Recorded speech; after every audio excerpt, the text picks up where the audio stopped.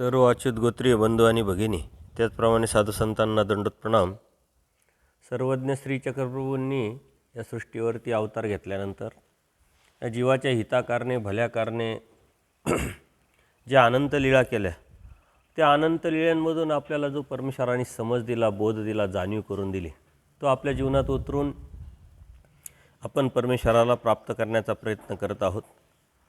परमेश्वर अनेक सद्भक्तांबरोबर बळेग्रामी आलेले आहे आणि बळेग्रामी गुंफेमध्ये अवस्थान असतानाच लाखाईसा नावाची जी भक्त होती परमेश्वराची, ती आपल्या सुनेला सजवून ओवाळणीसाठी परमेश्वराला ओवाळण्याच्या अनुषंगाने घेऊन येते. तिच्या ताटात चंदन असतं, कुंकू, अक्षता, माळ, मंगलदीप अशा पद्धतीचं अक्षवनाचं जे साहित्य आहे ते सर्वच घेऊन ती देवाकडे येते. सर्वांना चंदनाचा टिळा लावते, कुंकू अक्षता लावतात, श्रीकंठात माळ ओळगळी, विडा ठेवला आणि मग तिनं सर्वज्ञांना ओवाळलं. त्यानंतर महाजनांनी आपापल्या घरातील स्त्रियांना त्या गावामध्ये निरोप दिलेला होता आणि त्यामुळं गावातल्या सर्वच स्त्रिया देवाला पूजण्यासाठी, ओवाळण्यासाठी आलेल्या आहे.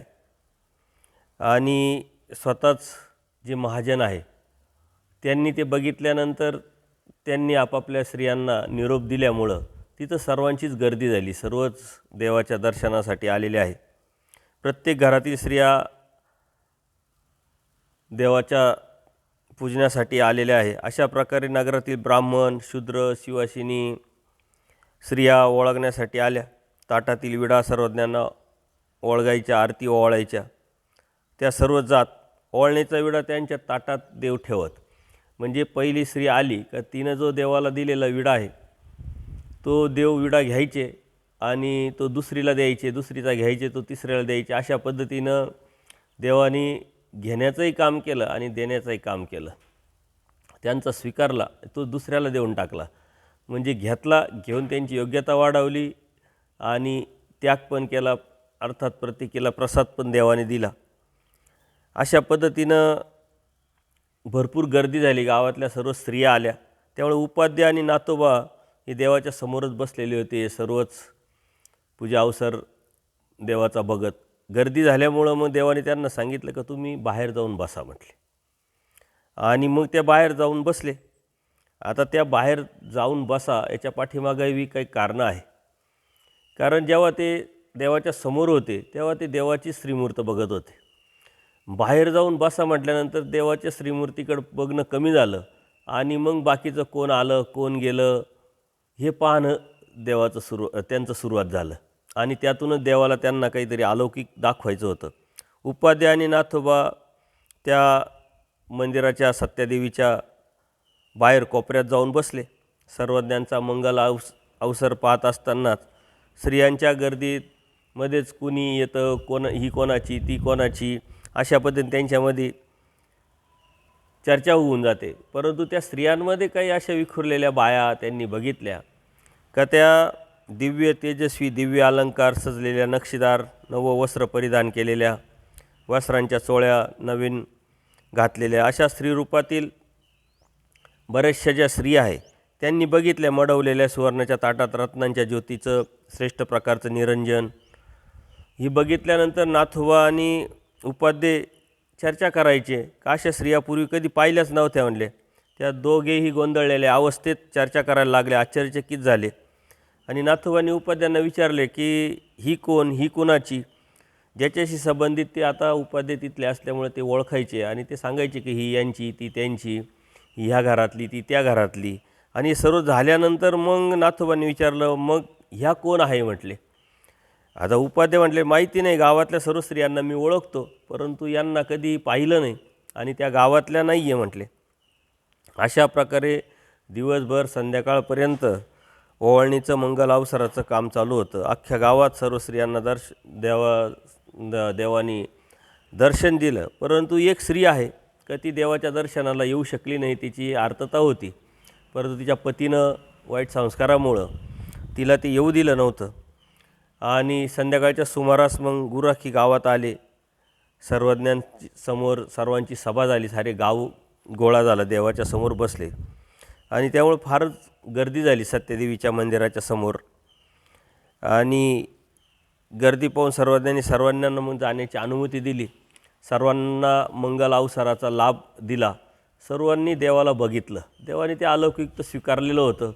ज्यांच्या लक्षात आलं त्यांनी त्या देवीदेवतेचे ज्या आलेल्या होत्या देवाला ओवाळण्यासाठी त्या बघितल्या, परंतु त्या कोण काय हे काही लक्षात आलं नाही आणि देवाला कोणी विचारू शकत नाही. परंतु ही सर्व गर्दी ओसरल्यानंतर मात्र मंगल अवसराचा लाभ दिल्यानंतर तोपर्यंत उपाध्ये आणि नाथोबा सत्यदेवीच्या कोपऱ्यात जे उभे होते ते सर्वज्ञांजवळ आले आणि बसले. श्रीचरण चुरू लागले, म्हणजे अर्थात देवाची सेवा करायला लागले. सर्वज्ञांनी दोन्ही श्रीचरण दोघांच्या मांडीवर ठेवले आणि ते चुरू लागले. सर्वांनी विचारले का आम्ही सगळ्या स्त्रियांना ओळखतो म्हटले देवा, गर्दीतल्या कधी न पाहिलेल्या ओळखणाऱ्या त्या स्त्रिया मात्र आम्ही काही ओळखल्या नाही, ते कोण होत्या जी? सर्वज्ञ म्हणले त्या देवता होत्या म्हणले. आणि मग त्यांना आश्चर्य वाटलं. बाईसा म्हणल्या, भटिका बाबांनी सगळ्यांना कसा अवसर दिला? बाईसा अत्यंत खुश, प्रसन्न, अत्यंत उत्साह दिसत होत्या, कारण साऱ्या गावातल्या बाया आलेल्या होत्या, देवाची पूजा अवसर करत होत्या, ओवाळणी करत होत्या, देवही त्यांना काहीतरी देत होते आणि बाईसा हा मंगल अवसर दिवसभर पाहत होत्या. त्यांना खूप आनंद झाला. ते म्हणाले, ही बाई हो बाई, आम्ही दुरून पाहत होतो. मग बटिका तुम्हाला काय अप्रशस्त वाटलं काय म्हटली? देव म्हणतात, तुम्हाला काही चुकीचं वाटलं का तुम्हाला जर बाहेर बसायला लावलं तर? कारण ते आतमध्ये होते, देवा शेजारी होते. देवाने सांगितलं तुम्ही बाहेर जा. तर देव विचारतात, तुम्हाला काय असं चुकीचं वाटलं, अप्रशस्त वाटलं? तर ते म्हणले, नाही जी. सर्वजण राजाच्या सेवेत राजदरबारात मांडलिक राजा राहतात. म्हणजे देवाने त्यांना समजून सांगितलं, राजज्योतिषी मंत्रिमंडळ येतात, सभा भरल्यावर निकट सन्निधानातील जे लोक आहे ते मात्र ते मागे सरकतो. तशा पद्धतीने सभा विसर्जित झाल्यावर आलेल्यांना जाण्याची अनुमती दिली जाते आणि मग तोच निकट सन्निधानातला जो सेवक वर्ग आहे तो पुन्हा राजाजवळ असतो, पुन्हा राजाजवळ येऊन बसतो आणि देणं घेणं गप्पा गोष्टी होतात. अर्थात देवाने त्यांना प्रत्यक्षरित्या सांगितलं का तुम्ही आमचे आहात, आपले आहात. त्यामुळं गर्दी झाल्यानंतर तुम्हाला आम्ही बाहेर पाठवलं. जसं राजा असतो त्या राजाच्या दरबारात त्याचे सेवेकरी आजूबाजूलाच असतात, देवाणघेवाण करतात, गप्पा मारतात, सर्व होतात. परंतु जेव्हा राजदरबारातले काही कामानिमित्त लोक येतात, गर्दी करतात, तेव्हा हे जे जवळचे सेवेकरी आहे ते दूर जातात आणि ते निघून जातात. तेव्हा ते जवळचे सेवेकरी ते पुन्हा येतात आणि देवाणघेवाण करतात. असं तुम्हाला बाहेर आम्ही त्या अनुषंगाने पाठवलं, तर तुम्हाला काही चुकीचं वाटलं, अप्रशस्त वाटलं का? तर ते म्हणले, नाही अप्रशस्त काही नाही म्हटले देवा, उलट आम्हाला श्रेष्ठ प्रकारचं सुखच लाभलं. आम्हाला हा मंगल अवसर पाहायला भेटला आणि आम्ही तो पूर्णपणे बघितला. अशा पद्धतीने देवाने त्यांच्या मनातली जी काही गैरसमज, अज्ञान आहे तोही दूर केला आणि त्यांना सुख दिलं. अर्थात परमेश्वर हे जे करतात, आता त्या गावामध्ये भरपूर गर्दी, परंतु संस्कार जरी असली, पाठीमागचं काही कणव जरी असली, तरी त्यांना योग्य करण्याच्या उद्देशाने देवाने हा मंगल अवसर सर्व गावातल्या स्त्रियांना घडवला आणि त्यांच्यामुळं मग त्यांचे नवरे पण, म्हणजे अक्षरशः ते महाजन वगैरे ते पण आले. ते पहिल्यांदा आले, देवाचं दर्शन घेतलं. लखुबाईसा आणि ती जी आली होती तिनं आल्यानंतर ती देवाचं दर्शन केलं, मंगल अवसर केला लाखाईसा, आणि ते त्या महाजनांनी बघितल्यानंतर त्यांनीही आपल्या स्त्रियांना निरोप दिला. सर्व गावातल्या स्त्रियांना, पुरुषांना, गुराख्यांना, सर्वांनाच देवाने दर्शन दिलं, दर्शनाचा लाभ दिला. अर्थात दर्शनाचं गोमटं त्यांना दिल्यानंतर त्यांची जी योग्यता आहे ती वाढवली. म्हणजे आज आपण म्हणतो की ह्या गावामध्ये खूप गर्दी, लोकसंख्या खूप वाढली, परंतु त्यावेळेससुद्धा परमेश्वर ज्या ज्या गावात जायचे तिथं भरपूर गर्दी असायची. अशा पद्धतीनं व्यापार चालायचा, प्रत्येकजण आपापल्या कामात दंग असायचा. अशा पद्धतीने सर्व सिस्टम, समाजव्यवस्था ही अशीच होती. फक्त आजच्या काळामध्ये एक सुधारित विज्ञानाने प्रगती केलेल्या असल्यामुळं आपल्याला तसं वाटतं, परंतु परमेश्वराच्या सन्निधानातही असेच लोक होते, गावात गर्दी होती आणि ज्यांची कणं होतं, परमेश्वर त्यांना दर्शन देऊन योग्य करण्याचं मिशन परमेश्वराने आखलेलं होतं. आणि म्हणून कोणाच्या तरी निमित्ताने ह्या ज्या मंगल अवसर आहे, दर्शनाचा लाभ आहे, परमेश्वर देत होते. अशा प्रकारे सर्वजणांनी त्यांना मंगल अवसराचा सर्वांना लाभ दिला. आणि जे नाथोबा वगैरे जे होते उपाध्ये, त्यांनाही खूप मोठं गोमटं दिलं. त्यानंतर लाखाईसा जे आहे त्या दिवसभर तिथंच होत्या आणि त्यांनी ही सर्व गर्दी ओसरल्यानंतर देवाला विनंती केली. उपारासाठी विनंती केल्यानंतर देवानी त्यांची विनंती स्वीकारली आणि मग बाईसांनी सर्वज्ञांचा संध्याकाळचा सर्व गेल्यानंतर पूजा अवसर केला. रात्री लाखाईसांनी ताट केलं, भक्तजनांना वाढलं, लाखाईसांनी दंडोत घातले सर्वज्ञांना. सर्वज्ञांची त्यावेळेस व्याळी झाली आणि मग पौड झाला, आराम झाला. गुळा विडा झाल्यानंतर लाखाईसांनी जाण्याची अनुमती मागितली आणि ती गेली. म्हणजे लाखाईसाच्या निमित्ताने सर्व गावातल्या स्त्रियांना देवाने मंगल अवसराचा लाभ करून दिला. ते महाजन आलेले होते, लाखाईसा आली, त्यावेळेस लाखाईसाने ती देवाचं पूजा अवसर केल्यानंतर त्या महाजनांच्या मनात सहज आलं की अरे आपल्या स्त्रियांनी बी देवाचं असं औक्षण केलं पाहिजे. आणि म्हणून लाखाईसाला निमित्त करून सर्व गावातल्या लोकांना, स्त्रियांना, पुरुषांना देवानी मंगल अवसराचा, दर्शनाचा लाभ दिलेला आहे. तर परमेश्वर, आपण तयारी असली पाहिजे, आपली भावना, आपली निष्ठा, आपली शुद्ध विचारधारा जर असली परमेश्वराच्या भक्तीतली, तर नक्कीच परमेश्वर कोणाला तरी, कोणाच्या तरी निमित्ताने आपल्याला देतात. तसं आपल्याला कोणाला तरी निमित्त करतात. म्हणजे अप्रत्यक्ष त्याच्यातून आपली योग्यता वाढत असते. हे निमित्त करण्याचं जे काम आहे हे आपण नाही करू शकत, आपण कोणाला निमित्त नाही होऊ शकत, ते होतं परमेश्वराकडून. फक्त त्यासाठी आपली तयारी, आपली शुद्धता आणि आपली परमेश्वरावरची निस्सीम समर्थवादावरची निष्ठा जर असेल तर देव मग आपल्याला कोणाला तरी निमित्त करतात. त्यातून त्यालाही लाभ होतो आणि आपली प्रतिकारांता वाढत राहते. मग त्यानंतर बाईसांनी ओट्यावर शयनासन रचलं. सर्वज्ञांचा नुकताच पौढ झाला होता. पडल्या सर्वज्ञ जागे होते तर पडलेले होते. तेवढ्यात रानाईसा नावाची जी भक्त होती त्या दर्शनाला आल्या. सर्वज्ञांनी दंडोत घातले, श्रीचरणावर मस्तक टेकवलं आणि देव म्हणतात, बाई इतक्या रात्री आलात, घाबरला नाही का तुम्ही? कारण वेळ झालेली होती. आणि ती रानाईसा आल्यानंतर देव तिला विचारते, नाही जी, कशाला घाबरू? मग देव म्हणतात, आम्ही जे सांगू ते कराल का म्हटले तुम्ही, जर तुम्ही घाबरत नसाल तर? म्हणले, हो जी कराल, तुम्ही सांगा.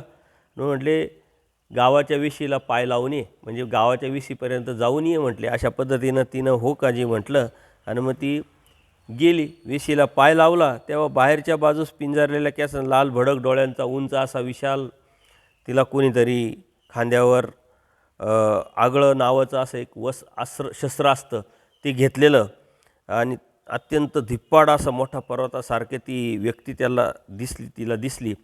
तो पुरुष तिनं पाहिल्यानंतर थोडीशी घाबरली आणि तशीच पाठीमागं फिरली आणि झपझप चालत सर्वज्ञांजवळ आली. दंडोत घातली, चरणावर मस्तक टेकवलं आणि देव म्हणतात, बाई गेला होतास? मग काय म्हटले, खरंच गेला तुम्ही, तुम्हाला सांगितलं तर घाबरल्याच नाही तुम्ही? देवाला ती म्हणते, हो जी, मी तिथे गेले होते तेव्हा पिंजरलेल्या केसांचा एक धिप्पाड असा लाल भडक डोळ्याचा, खांद्यावर गदेसारखं शस्त्र, उंच प्रचंड असा पर्वतासारखा माणूस पुरुष मला दिसला म्हटले. ते कोण होते म्हटले? मग देव म्हणतात, तुम्ही घाबरले नाही त्याला पाहून? नाही जी म्हणे, थोडे घाबरले पण मी लगेच पाठीमागं आले म्हणले. मग त्यांनी विचारलं कोण होते, तर देव म्हणतात, बाई हे ब्रह्मनाथ या ग्रामदेवता आहे म्हटले या गावची, ती आमच्या सेवेसाठी आली होती म्हटले. ती तिथंच उभी होती म्हणून आता अप्रत्यक्षरित्या त्याला तुमचं दर्शन दिलं आणि तुम्हाला माझं दर्शन झालं, म्हणजे अप्रत्यक्षरित्या त्यालाच तो संबंध घडावला म्हटले. अशा पद्धतीनं संबंध म्हणण्यात तेवढंच त्याचं जे दर्शनाची जी आस होती किंवा सेवेची जी आस होती त्या पद्धतीनं दिलं. अशा पद्धतीनं देवाने ते अवस्थान दाखवलं रानाईसाला आणि त्या दिवसपासून 5 दिवस त्याच गुंफेत देवाचं अवस्थान असतं. तिथं दररोजच बाईसा पूजा अवसर सकाळ दुपार संध्याकाळच्या करायच्या. सद्भक्त दर्शनाला यायच्या, ज्यांची कणव होती त्या कणवेत देव त्यांची योग्यता वाढवत होते. अशा पद्धतीने अनेक लीळा परमेश्वर करतात. त्या ज्या जीवाला चिकित्सा आहे ते प्रश्न विचारल्यानंतर देव तत्त्वज्ञान सांगतात.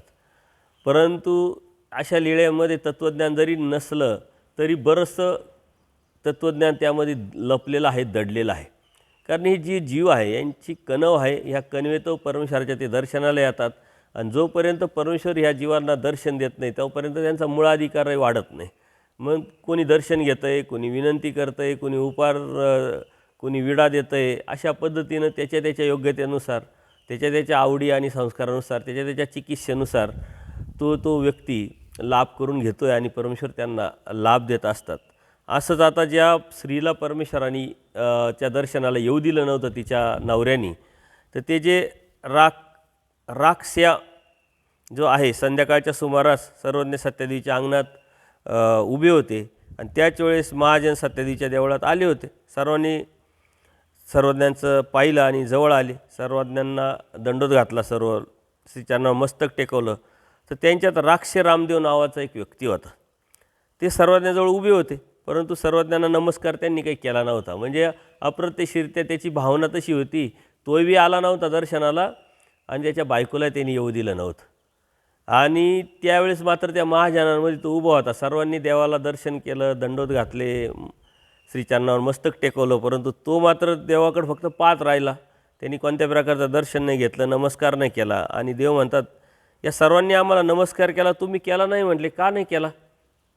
आणि मग ते म्हणतात, जी आम्ही कोणालाच करीत नाही म्हटले, आम्ही आमच्या महादेवाला करतो किंवा जो आम्हाला महादेव दाखवीन त्यांना करतो म्हटले.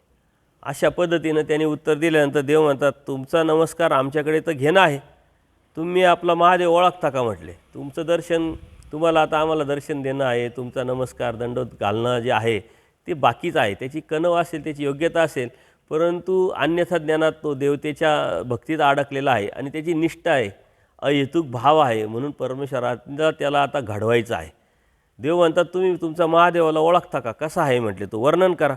त्या पद्धतीने त्यांनी वर्णन केलं का कापुरासारखा गोरा, नंदीवान, वामपंथी अर्धांगी पार्वती, 5 मुख, मुख्य चेहऱ्यावर 3 नेत्र, एक प्रकारचं शस्त्र, कवटीचं भिक्षापात्र हातात, पिंगट जटा, कमरेला व्याघ्राचं चर्म नेसलेलं, जसं शंकराचं जे वर्णन आहे त्या महादेवाचं वर्णन त्यांनी केलं. त्रिशूळ, डमरू, गळ्यात दैत्याच्या मुंडक्यांची माळ, सर्पाचे अलंकार, शरीरावर भस्म उधळलेला असा तो आहे म्हटले माझा महादेव. आणि मग सर्वज्ञांनी वर पाहिलं आणि म्हणाले, हा घ्या तुमचा महादेव. ते म्हटले, बघा आता तुम्ही आमच्या सेवेसाठी येत आहे म्हटले, त्यामुळे नीट बघा, तुम्ही तुमचाच महादेव आहे का, ओळखा. त्यांनी जसं जसं वर्णन केलं होतं अगदी त्याच वर्णनाचं त्याला महादेव दिसायला लागले. आणि देव म्हणतात, आकाशमार्गे येताना पाहिल्यानंतर देव म्हणतात, चांगले पहा, व्यवस्थित पहा, आणि जर ओळखला असेल तर घाला दंडोत म्हटले. मग तुम्ही तर म्हणे महादेवालाच आम्ही दंडोत घालतो, नमस्कार करतो, तर घाला दंडोत.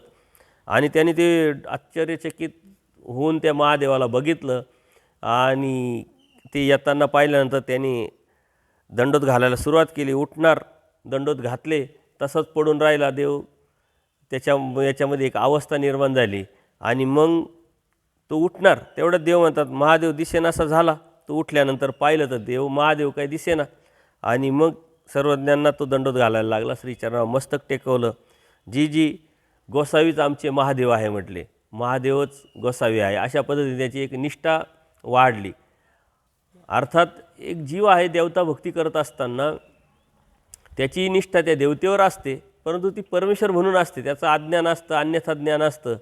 आणि हे करत असताना कळत न कळत त्याच्याकडून अहेतुक भाव निर्माण झाला, मला काही नको, आता तूची व्हावं, तूची भेटावं. ह्या देवतेच्या ठिकाणी त्याचा भाव जर निर्माण झाला तर तिथं प्रत्यक्ष परमेश्वर त्याला लाभ करून देतात, कारण ते अन्यथा ज्ञान आहे, त्याला माहीत नाही. आणि त्या देवतेच्या माध्यमातून देवतासुद्धा का मी देवता आहे, मी काही परमेश्वर नाही असं म्हणून त्यालाही अप्रत्यक्षरित्या परमेश्वराकडे प्रार्थना करून किंवा त्याला सूचित करून परमेश्वराकडे पाठवतात. ज्याप्रमाणे औसा देवीला त्या ग्रामदेवतेने स्वप्नात येऊन सांगितलं की तुम्ही गंगा तीरावर जा, तुम्हाला परीस सापडेल.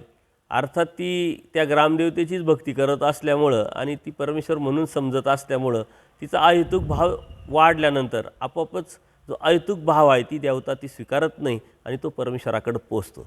म्हणजे देवताची भक्ती करता करता परमेश्वराची भक्ती या जीवाला भेटत असते. आणि त्यासाठी परमेश्वराने सांगितलं आहे, कर्मवासनेपेक्षा ब्रह्मवासनेचा उत्तम, कर्मजाडापेक्षा भक्तिजड चांग. याचा अर्थ काय की जो कर्मावरती निरीश्वरवादी जो आहे, जे कर्मावरती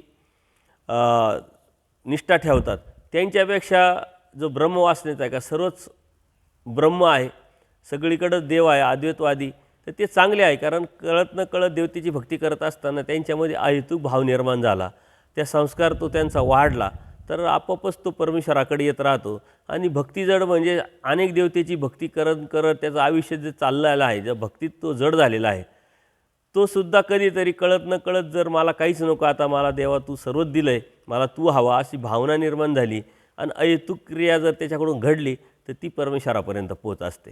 कारण परमेश्वराच्या भक्तीला हेच लोक लागत असतात. आपणही कधीतरी अन्य देवतेची भक्ती करत होतो. आपला मूळाधिकार वाढ परमेश्वराने करून घेतला, कळत नकळत अहेतुक भाव निर्माण झाला. ज्ञानाच्या ठिकाणी आपलं भजन घडलं, ते परमेश्वरानेच घडवलं, घडून आणलं आणि म्हणून आपण परमेश्वराच्या भक्तीला लागलो. तर तसंच ह्या अशा जीवाची जी लीळा आपण आता बघतोय, तर अप्रत्यक्षरित्या देवतेची भक्ती करणारेच परमेश्वराची भक्ती करायला लागतात नंतरच्या काळामध्ये. परंतु त्या देवतेची भक्तीसुद्धा त्या भावाच्या विधीच्या पलीकडं अहेतुक भावाने आणि परमेश्वर म्हणून जर निस्सीम निष्ठा ठेवून जर करायला लागला तर ती परमेश्वरापर्यंत पोचत असते. आणि म्हणून परमेश्वराने अनेक देवतेच्या ठिकाणी जाऊन जो स्पर्श करून देवतेचं जे अधिष्ठान आहे ते काढून टाकलं ना, आपलं अधिष्ठान दिलेलं आहे. तर ते त्याच उद्देशाने की अनेक सद्भक्त जे आहे, अन्य लोक अज्ञान आहे, ज्यांना बोध नाही आहे, त्यांची योग्यता वाढावी, त्यांची प्रतिकारणता वाढावी, त्यांना परमेश्वराच्या ठिकाणी येण्यासाठी त्यांची जी मूळाधिकार आहे तो निर्माण व्हावा, यासाठीच परमेश्वर या अनंत लीळा करतात. आणि या अनंत लीळांमधून या जीवाला अनंत लीळांना परमेश्वर बोध देतात. हे कार्य परमेश्वरात अशा पद्धतीनं घरी गेल्यानंतर त्यांनी त्याच्या पत्नीलासुद्धा, मग जिला येऊ दिलं नव्हतं त्या पत्नीलासुद्धा त्यांनी काय केलं का अवक्षण करण्यासाठी पाठवलं, देवाच्या दर्शनासाठी पाठवलं. कारण आता त्याची निष्ठा वाढली आहे. सर्वज्ञांना तिनं येऊन ओवाळलं, श्रीचरणावर मस्तक टेकवलं. तिची तेवढी अवस्था होती किंवा तिचं कणव होती, ती त्या दिवशी तिला येऊ दिलं नाही. साऱ्या बाया दर्शनासाठी देवाच्या आल्या, परंतु ती दुःख करत होती. आणि मग परमेश्वराने तिच्या कणवेतो, तिच्या दुःखातो, तिच्या प्रार्थनेतो यालाही दर्शन घडवलं आणि तिलाही दर्शन घडवलं. अशा पद्धतीनं सर्वज्ञांचं तिचं दर्शन झालं आणि उपाध्या करू तिला परमेश्वराने विडा पण दिला. अर्थात त्या दिवसापासून ते दोघे मात्र प्रतिदिनी परमेश्वराच्या दर्शनाला यायचे. सर्वज्ञ दंडोत करायचे, दंडोत घालून श्रीचरणावर मस्तक टेकवायचे. एके दिवशी राक्षे रामदेव सर्वज्ञांच्या दर्शनाला आले, दंडोत घातले, श्रीचरणावर मस्तक टेकवलं, जवळ बसले. त्यांना सर्वज्ञ म्हणले, तुमचं नाव काय म्हटले. आता ते दररोज दर्शनाला यायला लागले होते, देवावरची निष्ठा वाढली होती. एके दिवशी एकटेच आले आणि देवाच्या समोर बसले श्रीमूर्त पाहत. आणि त्याच वेळेस देव म्हणतात, तुमचं नाव काय म्हटले. आणि तो म्हणतो, मला राक्षस रामदेव म्हणतात म्हटले देवा. सर्व तर मग तुमचं नाव दशनाम, दशवदन, लंकनाथ असं 2-2, 3-3 नावं देवाने त्यांना ठेवले.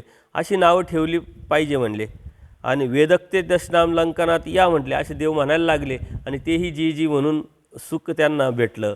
आणि ते ज्यावेळेस यायचे त्यावेळेससुद्धा देव त्यांना वेदवक्ते हो, दशनाम हो या म्हणायचे आणि त्यांना अधिक सुख व्हायचं. अशा पद्धतीनं देव त्यांना दररोजच ते दर्शनाला यायचे, देवही त्यांना दर्शन घडवायचे.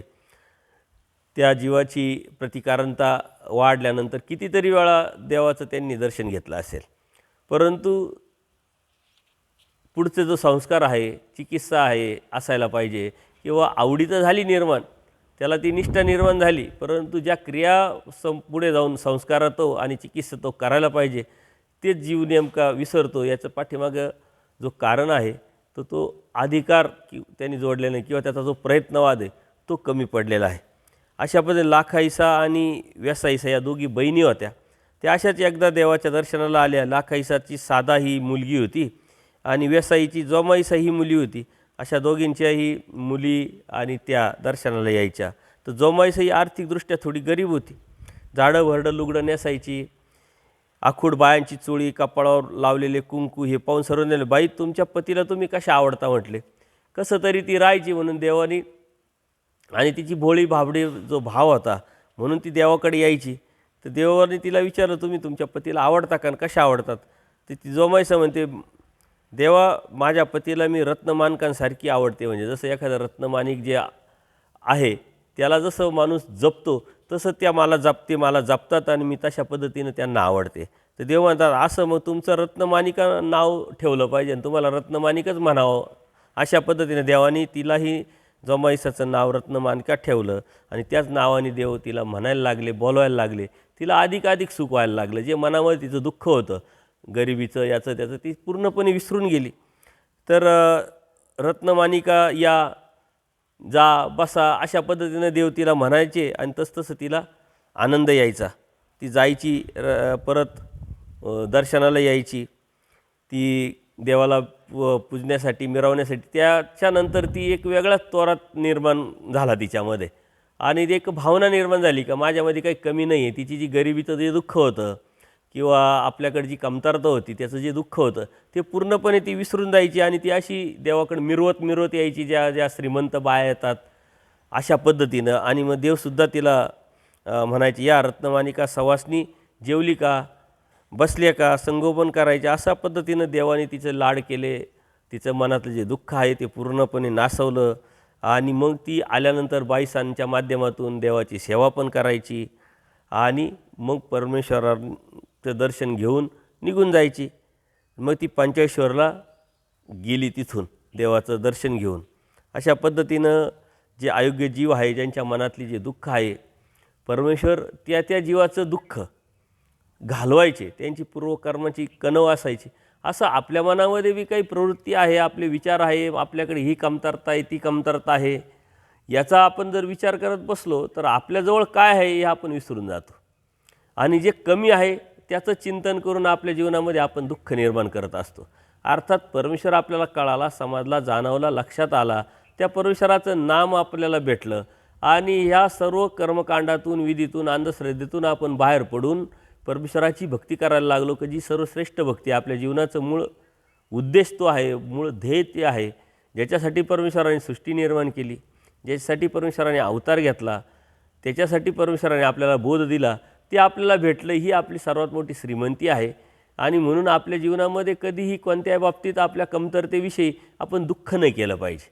कारण आपल्याकडं काय कमी आहे त्यापेक्षा आपल्याकडं काय आहे, इतरांच्या तुलनेत जर आपण विचार केला तर आपल्याकडे जे आहे ते कोणाकडंच नाही आहे. कारण आपल्याकडं बोध आहे, परमेश्वर समजला आहे, कळाला आहे, देवता कोण आहे, किती आहे, त्या कशा कार्य करतात, त्यांची का भक्ती करू नये, त्यांची भक्ती केली तर आपल्याला काय उपयोग होणार आहे, काय नुकसान होणार आहे, त्यातून हे आपल्याला सारं कळालं आहे. जीव, देवता, प्रपंच, परमेश्वर, चार पदार्थाबरोबरच त्या बोधाद्वारे परमेश्वराची प्रत्यक्ष आपल्याला ओळख झाली का जो अनंत ब्रह्मांडांचा नायक आहे, सर्व शक्तियुक्त परमेश्वर आहे. आणि त्याची भक्ती मिळणं एवढं सोपं नाही, हे कोणाचंही काम नाही आहे. त्याच्या आपण अनेक जीवनामध्ये आपल्या अनेक नरदेहामध्ये, मनुष्य योनीमध्ये जे छोटे छोटे चांगले चांगले कर्म कळत न कळत केले, ते सर्व एकत्र करून परमेश्वराने आपल्याला त्या कर्माचा लाभ म्हणून बोध आपल्याला दिलेला आहे. परमेश्वराने त्या कर्माचं, संत कर्माचं, धर्मातल्या ज्या कर्माचं आपण कळत न कळत संस्कारातून आवडीपूर्वक जे केलेलं आहे त्यातूनच आपला मूळाधिकार वाढवलेला आहे. म्हणजे आपण त्या गोष्टी करू शकत नाही. परमेश्वराने आपल्याकडून ते करून घेतलं आणि परमेश्वराने आपल्याला बोध दिलेला आहे. परमेश्वराने स्वतःची ओळख करून दिलेली आहे. अर्थात परमेश्वराने अप्रत्यक्षरित्या आपल्याला स्पर्श केलेला आहे, संबंध दिलेला आहे ज्ञानाचा. आणि म्हणून आपल्याकडे जे आहे ते कोणाकडंच नाही आहे. ही श्रीमंती आपण मिरवली पाहिजे, धर्माचा अभिमान घेतला पाहिजे. धर्माचा अभिमान घेऊन परमेश्वराच्या समर्थवादावरती निष्ठा ठेवून कोणत्याही विधीचा दास न होता, कर्मकांडात अंधश्रद्धेत न जाता, त्या परमेश्वराची निष्ठा ठेवून तोची व्हावं, तोची भेटावं या उद्देशाने आपण परमेश्वराची भक्ती करत असताना आपल्याकडं काय कमी आहे याचं कोणत्या प्रकारचं प्रदर्शन न करता, दुःख न करता आपण राहिलं पाहिजे. अन्यथा आपल्याकडं सर्वच आहे तरी आपण म्हणतो आम्ही एवढी एवढी देवपूजा करतो, इकडं जातो, ही क्रिया करतो, स्थानं करतो, मग माझं असंच का नाही, माझं तसंच काय नाही. आणि त्यातूनच दृष्टपर भक्ती उदयास येते का मग आम्हाला लग्न झालं पाहिजे, मुलं झाले पाहिजे, त्यांचे लग्न झाले पाहिजे, त्यांची जबाबदारी, त्यांना नोकऱ्या लागल्या पाहिजे. अनेक गोष्टीतून आपण ही जी धार्मिकता करतो आहे ती अन्यथा ज्ञानाची आहे. आणि यातून बाहेर पडण्यासाठी परमेश्वर कोण आहे, ही वस्तू काय आहे आणि आपल्याला नेमकं मिळालं काय, त्याची किंमत काय आहे, हे जाणवणं, हे समजणं हे गरजेचं आहे. जर ते आपल्याला समजलं तर आपल्या जीवनातले जे दृष्टपर अभिलाषा आहे त्या तर दूर होतीलच, परंतु त्याविषयी असलेलं जे आपल्या मनातलं जे दुःख आहे, जी खंत आहे, ती मात्र नकारात्मक जी विचारधारा आहे ती आपली नक्कीच निघून जाईल. आणि ती जोपर्यंत आपण काढत नाही, परमेश्वराची किंमत आपल्याला जोपर्यंत समजत नाही, परमेश्वरी वस्तू काय आहे आणि त्या परमेश्वराने आपल्यासाठी काय केलं आहे आणि त्या परमेश्वराने आपल्यासाठी करत असताना आपल्याला बोध कशासाठी दिला आहे, त्या बोधातून आपल्याला नेमकं मिळवायचं काय आहे आणि ते मिळाल्यानंतर काय लाभ होणार आहे याचा जर विचार करून हा समज घेऊन आपल्या जीवनात उतरावला आणि तशा पद्धतीनं अहेतुकपणे, अदृष्टपर, तोची व्हावा, तोची भेटावा या भावनेने जर आपण अनंत जन्म वाया गेले, अनंत सृष्ट्या वाया गेल्या, याचं चतुर्विध दुःख करत करत परमेश्वराची आपण भक्ती केली, तळमळ केली, प्रार्थना केली तर नक्कीच आपल्याला परमेश्वर भेटेल याविषयी आपल्या मनामध्ये शंका न येऊ देता परमेश्वराच्या समर्थवादावरती निष्ठा निर्माण करून परमेश्वराने जे म्हणितलं आहे, जे आपल्याला सांगितलेलं आहे, जो ह्या लीळेद्वारे आपल्याला जो परमेश्वराने समज दिलेला आहे, तो आपल्या जीवनात जर आपण उतरवलो आणि सातत्यपूर्ण परमेश्वराच्या प्राप्तीच्या अनुषंगाने प्रयत्नशील राहिलो तर नक्कीच आपल्याला परमेश्वर भेटेल. सर्वज्ञ श्री चक्रधर स्वामी की जय. दंडवत हो.